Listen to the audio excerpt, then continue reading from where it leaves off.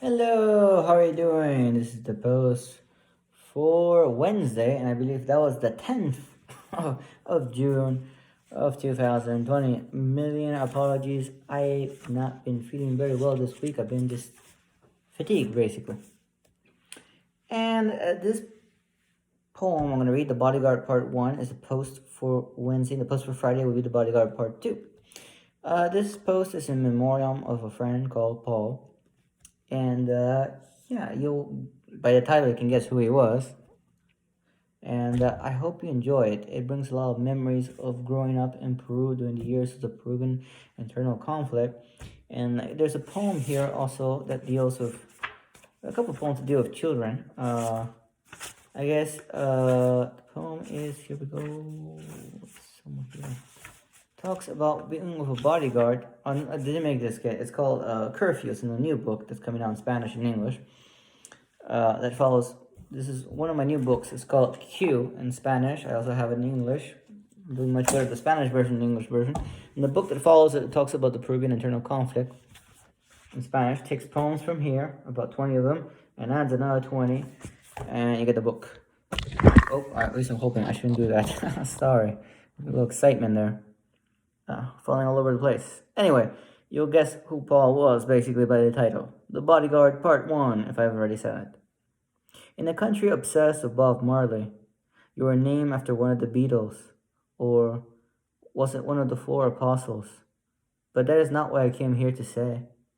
Nor will I admit it was not your weight which led you to an early grave. Relax, because I know you never took kickbacks. You were always honest and never late. Thanks for firing a bullet in the air after that football match and waiting for me during Taekwondo, knowing karate was as pleasing as combing your mustache hair. But none of this is what I came to say. It was the fact that I Googled your name to find nothing.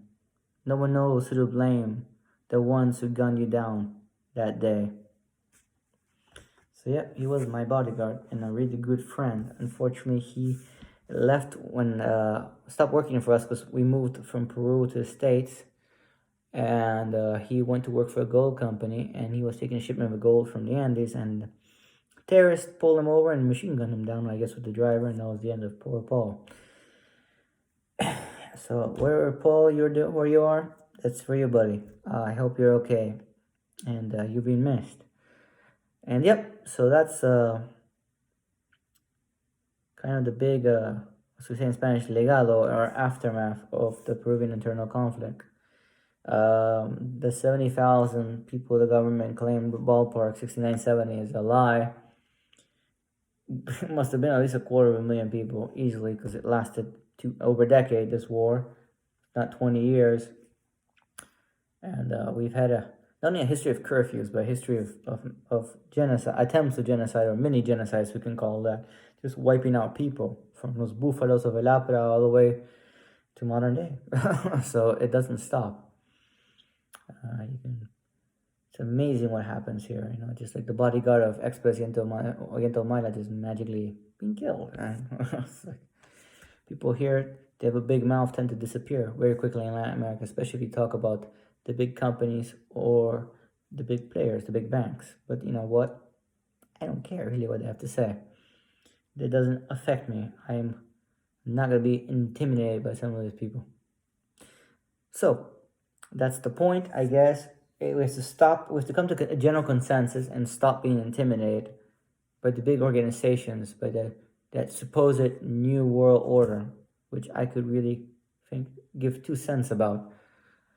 And we have to remember that united, all of us, we're greater than them. And they have to realize that, because they're not going to destroy the planet because it destroys them, including us.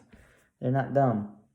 But if we boycott them, if we put them all in their place, the world's a better place, because you're not going to tell me there's an elite group doing naughty things around the world. Call them the bankers, call them the leading politicians, or whatever. So anyway, I hope you're staying at home. Hashtag stay home. And if you're going to go out, hashtag stay safe. Think of others, not only yourself, and those who you love. Anyway, I'll catch all you all on Friday. Take care. Have a good night. Bye.